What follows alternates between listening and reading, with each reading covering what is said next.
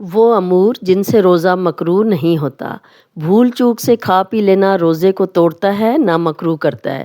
حضرت ابو ہریرہ رضی اللہ تعالیٰ عنہ آپ صلی اللہ علیہ وآلہ وسلم سے روایت کرتے ہیں کہ نبی اکرم صلی اللہ علیہ وآلہ وسلم نے فرمایا، جب کوئی بھول کر کھا پی لے تو اپنا روزہ پورا کر لے، کیونکہ اسے اللہ نے کھلایا اور پلایا ہے۔ اسے بخاری نے روایت کیا ہے۔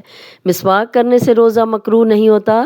حضرت عامر بن ربیع رضی اللہ تعالیٰ عنہ سے روایت ہے کہ میں نے نبی اکرم صلی اللہ علیہ وآلہ وسلم کو روزہ کی حالت میں اتنی مرتبہ مسواک کرتے دیکھا ہے کہ گن نہیں سکتا۔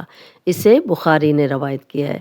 گرمی کی شدت سے روزہ دار سر میں پانی بہا سکتا ہے، اس سے روزہ مکروہ نہیں ہوتا۔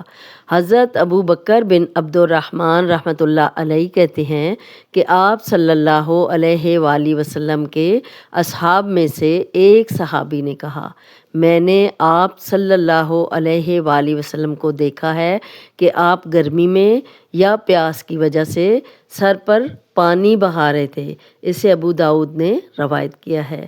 حضرت عبداللہ بن عباس اور حضرت اکرمہ رضی اللہ تعالیٰ عنہ فرماتے ہیں، روزہ کسی چیز کے جسم میں داخل ہونے سے ٹوٹتا ہے، جسم سے خارج ہونے سے نہیں ٹوٹتا۔ اسے بخاری نے روایت کیا ہے۔ حضرت عبداللہ بن مسعود رضی اللہ تعالیٰ عنہ نے فرمایا، جب تم میں سے کوئی روزہ دار ہو تو اسے تیل کنگھی کر لینا چاہیے۔ حضرت حسن رضی اللہ تعالیٰ عنہ فرماتے ہیں، روزہ دار کے لیے ناک میں دوا ڈال لینے میں کوئی حرج نہیں، بشرطیہ کہ حلق تک نہ پہنچے، اور روزہ دار سرما لگا سکتا ہے۔ حضرت عبداللہ بن عباس رضی اللہ تعالیٰ عنہ فرماتے ہیں کہ روزہ دار ہنڈیا یا کسی دوسری چیز کا ذائقہ چکھ لے تو کوئی حرج نہیں۔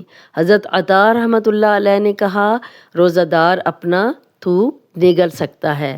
حضرت حسن رضی اللہ تعالیٰ عنہ نے کہا کہ اگر مکھی روزہ دار کے حلق میں چلی جائے تو کوئی حرج نہیں۔ اگر کسی پر غسل فرض ہو لیکن دیر سے اٹھے تو سحری کھا کر غسل کر سکتا ہے، البتہ کھانے سے قبل وضو کر لینا چاہیے۔ روزے کی حالت میں بیوی کا بوسہ لینا جائز ہے، بشرطیہ کہ جذبات پر قابو ہو۔ حضرت عمر رضی اللہ تعالیٰ عنہ سے روایت ہے کہ ایک روز میرا جی چاہا اور میں نے روزے کی حالت میں اپنی بیوی کا بوسہ لے لیا۔ میں نے نبی اکرم صلی اللہ علیہ وآلہ وسلم کی خدمت میں عرض کیا، آج میں نے بڑا غلط کام کیا ہے، روزے کی حالت میں بوسہ لے لیا ہے۔ آپ صلی اللہ علیہ وآلہ وسلم نے فرمایا، اچھا بتاؤ، اگر تم روزے کی حالت میں کلی کر لو تو پھر؟ میں نے عرض کیا، کلی میں کیا حرج ہے؟ نبی اکرم صلی اللہ علیہ وآلہ وسلم نے فرمایا، پھر کس چیز میں حرج ہے؟ یعنی بوسہ لینے میں کوئی حرج نہیں۔ اسے احمد اور ابو داؤد نے روایت کیا ہے۔